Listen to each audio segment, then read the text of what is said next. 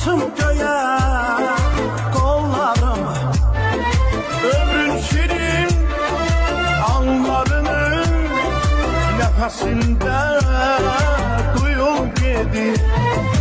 Ömrün şirin anlarını nefesinde duyul gedi. Ölüm beni telektirme bu dünyadan doyum gedi.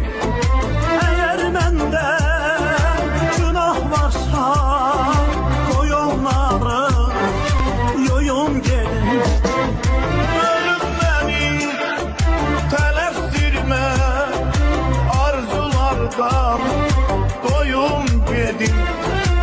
Eğer mende günah varsa